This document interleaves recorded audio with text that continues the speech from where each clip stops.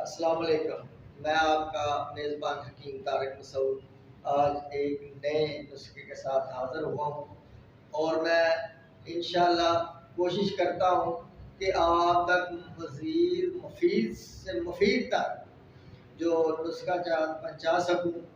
آج میں سردیوں کے حوالے سے نسخہ لے کے آیا ہوں جو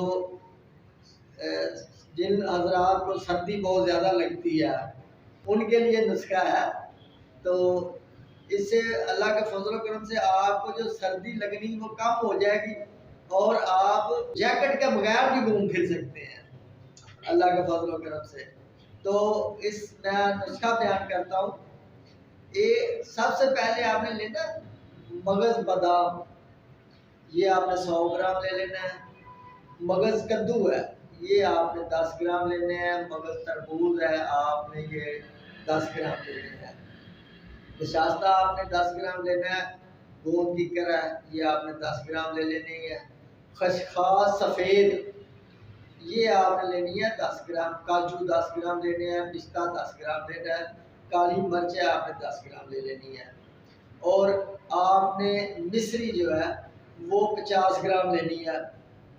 دیسی گھی لینا ہے آپ نے 300 گرام۔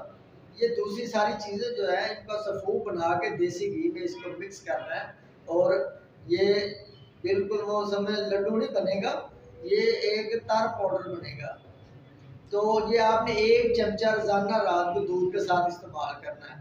اللہ کے فضل و کرم سے چند دن کے استعمال سے یہ آپ کو سردی لگنا ختم ہو جائے گی اور جو موسمی نزلہ زکام ہوتا ہے جیسے سردیوں میں نزلہ لگ جاتا ہے یہ بھی مکمل اس سے نجات ہوگی، یہ ختم ہو جائے گا اللہ کے فضل و کرم سے۔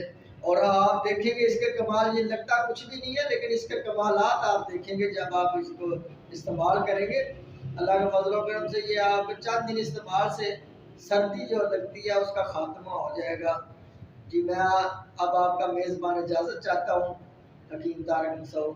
اگر میری ویڈیو اچھی لگے تو آپ مجھے کمنٹس کر سکتے ہیں، لائک کریں، سبسکرائب کریں۔